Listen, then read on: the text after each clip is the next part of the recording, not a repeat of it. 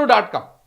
ఈ jokudu.comలో ఎవరెవరు ఉన్నారంటే ఫస్ట్ వరుసలో ఫస్ట్ ఉన్నది ఆయన పేరు ఆయన పేరు అందశ్రీ గారు ఫస్ట్ అన్నమాట. jokudu.com సంఘానికి ప్రెసిడెంట్ మన అందశ్రీ గారి కోసమే ఈ వార్త రాసినాం. jokudu.comలో వైస్ ప్రెసిడెంట్ కోదండరామరెడ్డి గారు. ఇంకొక మంచి ఉన్నతమైనటువంటి పోస్టులో ఉన్నటువంటి వాళ్ళలో అరగోపాలు ఈ బ్యాచ్ అంతా కూడా ఉంటారు అన్నమాట. ఈ jokudu.com మేధావులు వీళ్ళందరూ కూడా ఈ jokudu.comలోనే ఉంటారు. ఆ jokudu.com సంబంధించి ఫస్ట్ వార్త తీసుకున్నాం.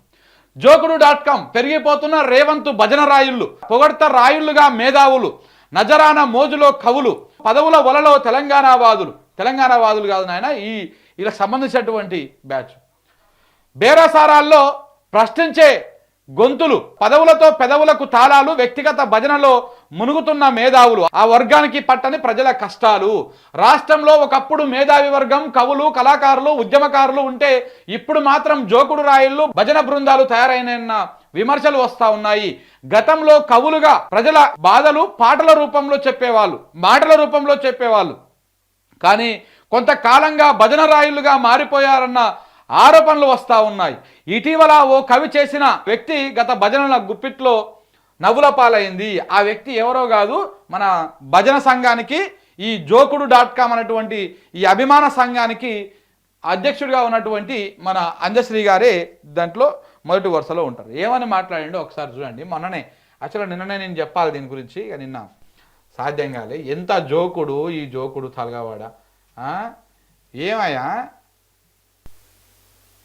ఇగో వచ్చేసిండు చూడండి.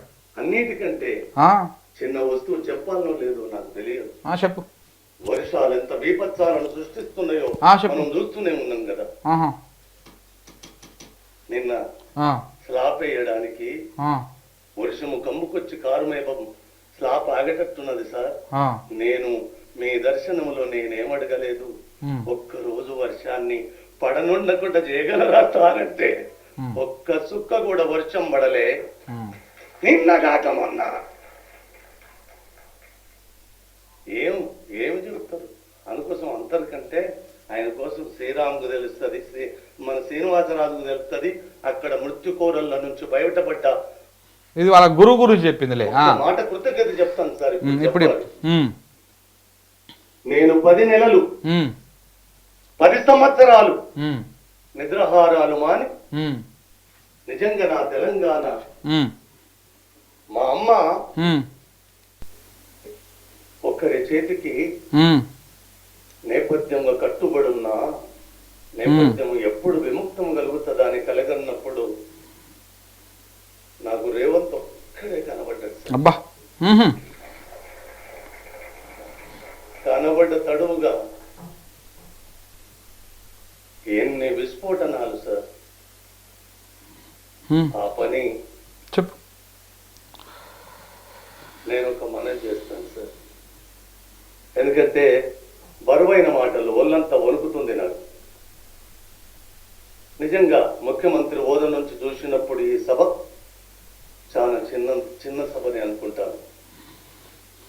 శ్రీకృష్ణ తులాభారములో సత్యభామ వేసిన రాచరికపు వస్తువుల మీద ఆ నల్లనయ్య తూకం రాలేదు, ఎంత రాజ్యాన్ని పనంగా పెట్టినా లేవలేదు. రుక్మిణి మాత చిన్న తులసి పత్రం వేస్తే లేచినట్టుగా ఇలా మా ముఖ్యమంత్రి తులసి పత్రంగా సభనంతా మీరు ఒక్కరు వస్తే చాలు కదా నాన్న, 4 కోట్ల మంది వచ్చినట్టు కదా. ఇక్కడ 4 ఉంటే నాకేం పోయింది.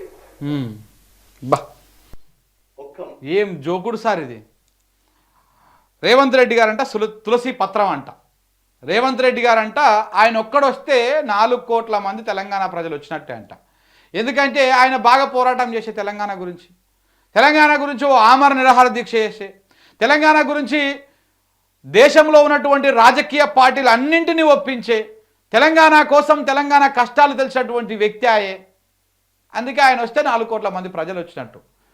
ఏం జోకుడు సార్ ఇది. ఈ జోకుడు వయసు మీద పడుతున్నా కొద్దీ, మనకు అన్ని నెరుస్తున్నా కొద్దీ ముతిమతి తప్పిపోయి ఈ రకంగా జోకేటువంటి కార్యక్రమాలు చేస్తూ ఉన్నారా మీరు?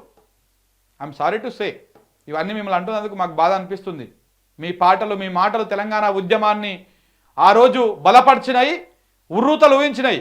కానీ ఈరోజు మీరు పాలకుల బానిసల లెక్క మారిపోయి ఆయనను జోకేటువంటి కార్యక్రమాలు చేస్తూ ఉంటే ఆ గొంతేనా ఈ గొంతు? ఇది బానిస గొంతు ఎట్లా మారిపోయింది? ఈ భజన గొంతు ఎట్లా మారిపోయింది? ఈ జోకుడు గొంతు ఏంది ఇలా మారిపోయింది అని చెప్పేసి అనుమానాలు వస్తూ ఉన్నాయి. తులసి పత్రమా? ఆ రోజు మీ పోరాటం, మీ పాట ఎవరి మీద, దేనికోసం? మీరు రాసినటువంటి తెలంగాణ ఉద్యమానికి ఊతమిచ్చినటువంటి పాటలు ఎవరి మీద పాడినాం మనం? వాళ్ళందరి రూపమే రేవంత్ రెడ్డి గారు కదా అండి. చంద్రబాబు నాయుడు రూపం, సమైక్య పాలకుల రూపం, తెలంగాణను ఇప్పటికీ విచ్ఛిన్నం చేయాలని చూస్తున్నటువంటి మోడీ రూపమే, అవన్నీ కలగలిసినటువంటి రూపమే రేవంత్ రెడ్డి గారు కదా అండి. ఇలా మీరు వేణువులతో ఏ రకంగా పొగుడుతున్నారు, ఏ రకంగా అదైతున్నది? తులసి పత్రం అంట, 4 కోట్ల మంది ప్రజలంట. జోకాలనిపిస్తే జోక్కో, మొత్తం పోయి ఆయన కాడ ఆయన పాదసేవలు చేసుకో, పొద్దుగాల లేవగానే పోయి ఆన్నే కూసో. ఇలా జోకి జోకే చాలామంది నాయకులను మట్టి గరిపించేసారు. ఇంకేమంటాడు ఇక్కడ చూడండి. ఇక ఒక్క మాట ఈ వేదిక మీద నుంచి మీకు చెప్పాలి. నేను చేసింది తెలంగాణ రెండో ముఖ్యమంత్రిగా కేసీఆర్ ను గద్దె దింపినాడని ప్రపంచ విజేత తండ్రి, నువ్వు ప్రపంచ విజేత తండ్రి. ఈ 5 ఏళ్ళ 10 ఏళ్ళ నేను చెప్పలేను కానీ కేసీఆర్ ను గద్దె దించినాడే. ఈ ప్రపంచ విజేతలల్లా రేవంత్ అనే ముఖ్యమంత్రి కూడా ఒక విజేతగా లిఖించబడ్డాడు ప్రపంచ పటం మీద. ఒక్క మాట ఈ వేదిక మీద నుంచి మీకు చెప్పాలి. నేను చేసింది తెలంగాణ రెండో ముఖ్యమంత్రిగా కేసీఆర్ ను గద్దె దింపినాడని ప్రపంచ విజేత తండ్రి, నువ్వు ప్రపంచ విజేత తండ్రి. ఈ 5 ఏళ్ళ 10 ఏళ్ళ నేను చెప్పలేను కానీ కేసీఆర్ ను గద్దె దించినాడే. ఈ ప్రపంచ విజేతలల్లా ఇది కేసీఆర్ను గద్దె దించినాడే ప్రపంచ విజేతలల్లా ఒకరుగా రేవంత్ రెడ్డి నిలిచిపోయిందంట, లిఖించబడిందంట. ఇది మన అందశ్రీ గారు జోకుడు.com సంఘానికి ప్రెసిడెంట్గా ఉన్నటువంటి అందశ్రీ గారు చెప్తున్నటువంటి జోకుడు ముచ్చట్లు.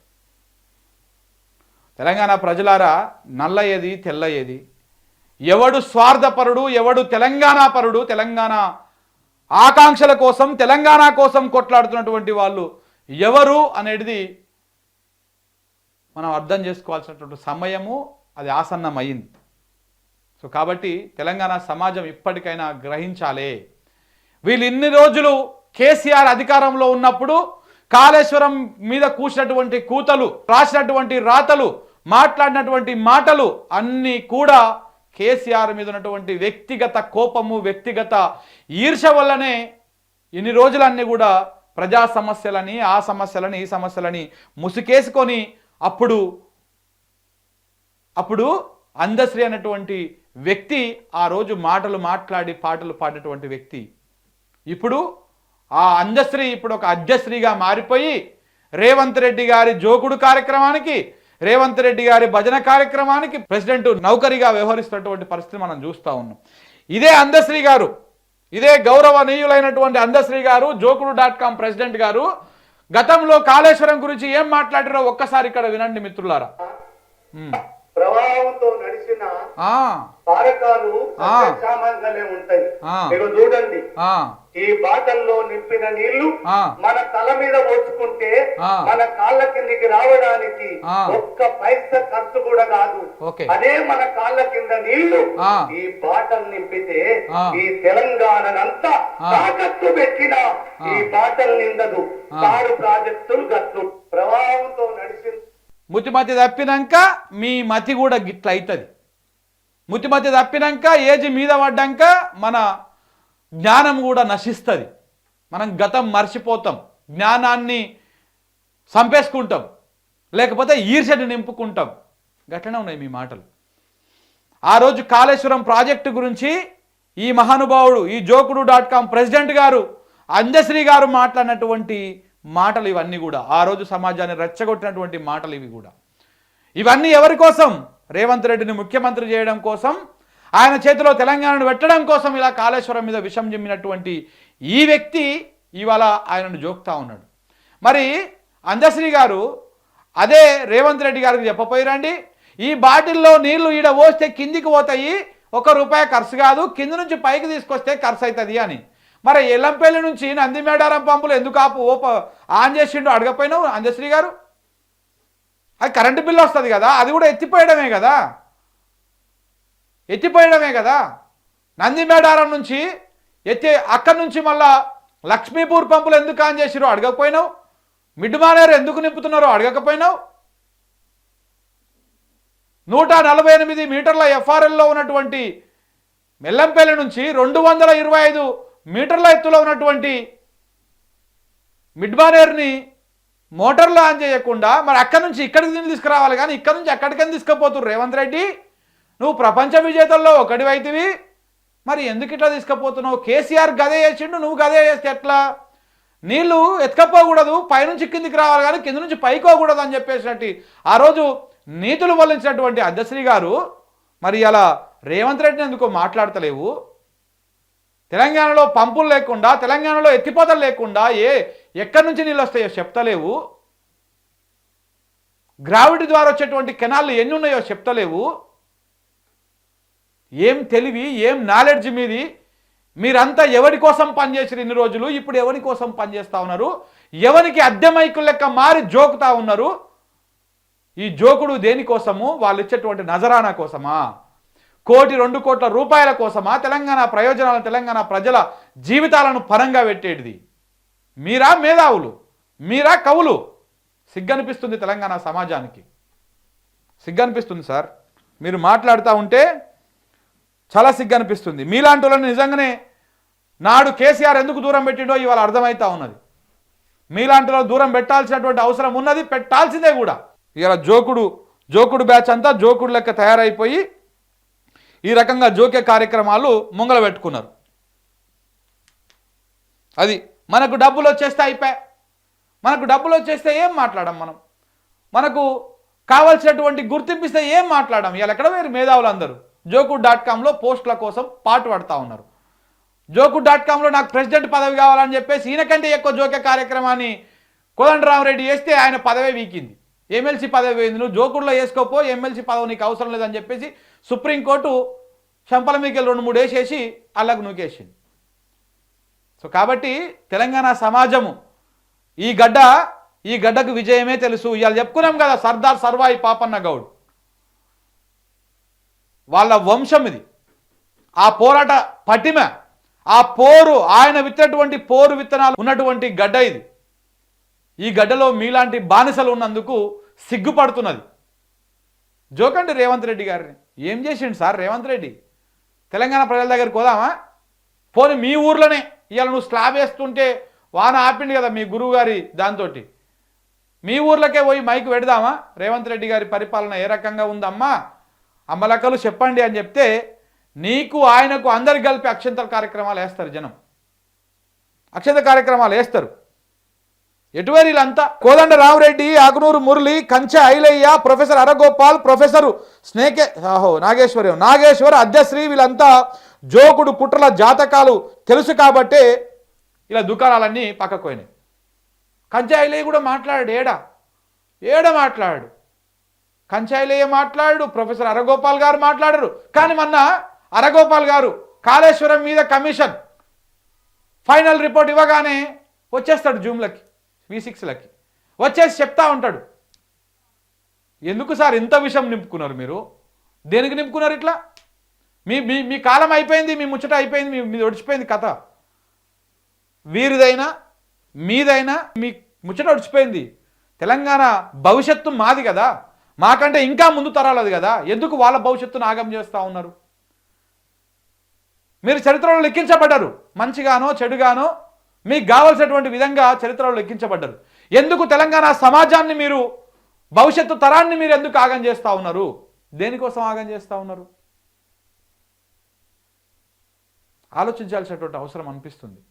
నిజంగా చాలా దారుణం, బాధ అనిపిస్తున్నది. ఇక కంచాయిల లాంటి వాళ్ళ గురించి చెప్తే చాలా తక్కువ. ఇక ఆయన మొత్తం ఇప్పుడు ఒక ఒక చిడతలు వాయించే పొజిషన్లో ఉన్నాడు. అకునూరు మురళి ఇంకా మొత్తం అదే ఏదో కమిషన్ పెట్టిరు కదా, ఆ కమిషన్లో ఏదో కట్టగడతారు అని అనుకున్నాం మనము. అయిపోతుంది దాని పదవి కూడా, కాలం కూడా అయిపోతుంది. ఆయన ఏం చేసేది ఉండదు.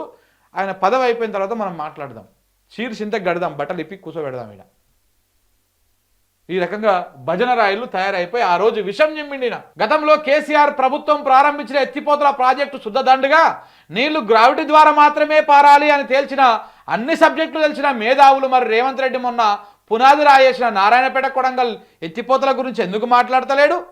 దేనికి మాట్లాడతలేడు? ఎందుకంటే రేవంత్ రెడ్డి ఈయనకు నజరానా ఇచ్చిండు. ఈయన పాటను ఆంధ్ర మ్యూజిక్ డైరెక్టర్ను పెట్టి కొట్టించిండు. దాన్ని తెలంగాణ సమాజం మీద రుద్దిండు.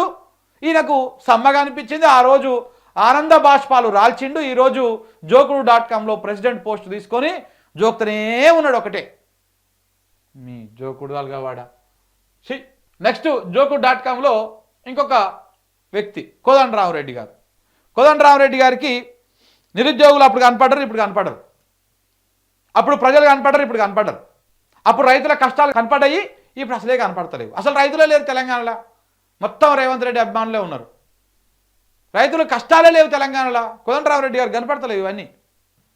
ఎందుకంటే రేవంత్ రెడ్డి కాబట్టి, కోదండ రెడ్డి కాబట్టి, ఈ రెడ్లు కాబట్టి వీళ్ళకు ప్రజల కష్టాలు కనపడవు. ఇప్పుడు నిరుద్యోగుల సమస్యలు కనపడవు. ఇప్పుడు ఎవరి కష్టాలు కనపడవు. ఆఖరి వెనకాల ఉన్నటువంటి ఉద్యోగుల కష్టాలు కూడా కనపడవు ఆయనకి. ఎవరి కష్టాలు కనపడవు, ఎందుకంటే రెడ్డి కాబట్టి. మరి ఏం కనపడుతున్నాయి? తాళాలు కనపడుతున్నాయి, తప్పట్లు కనపడుతున్నాయి, మధ్యలో కనపడుతుంది, చిడతలు కనపడుతున్నాయి. తాళాలు కట్టాలి, తెరిచేపు తాళాల మోడు అది కాగానే చిడతలు పట్టుకోవాలి, చిడతలు వాయించాలి. జోకుడు.comలో పొజిషన్ కోసం పాటు పడాలి. అందుకే సుప్రీంకోర్టు కోపం వచ్చింది, ఆయన పదవిని పీకేసింది, నిరుద్యోగుల ఉసురు తలిగింది. ఇంకా ఉన్నది మీకు. మీరు చేసినటువంటి తప్పులకు తప్పకుండా పనిష్మెంట్ ఉంటుంది, మీరు అనుభవించాల్సినటువంటి అవసరం కూడా ఉంటుంది. హరగోపాల్ గారి గురించి చెప్పినాం. ఇట్లా మేధావులందరూ కూడా ఈ జోకుడు.comలో సభ్యులుగా మారుతందుకు తాపత్రయపడతా ఉన్నారు. కాబట్టి జోకుడు.com నాకు తెలిసి ఈ 5 సంవత్సరాలలో ఇప్పటికీ ఈ జోకుడు.comలో ఒక 10 నుంచి 15 మంది సభ్యులు చేరిర్రు. ఈ 5 సంవత్సరాల అయిపోయేకి 100 నుంచి 150కి చేరుతారు. 100 నుంచి 150 సభ్యులకు జోకుడు.com. ఏంది అది? జోకుడు మంచిగా ఉంది కదా, దీని వెబ్సైట్ అనే పెట్టాలి ఒకటి. జోకుడు.comలో వీళ్ళందరూ చేరుతారన్నమాట. వీళ్ళందరూ చేరుతారు. ఇప్పుడు ఇందులో చాలామంది చేరిరు. రేవంత్ రెడ్డిని జోకే కార్యక్రమం మాత్రమే ఇదంతా కూడా. ఈ రకంగా నడుస్తున్నటువంటి పరిస్థితి మనం చూస్తూ ఉన్నాం.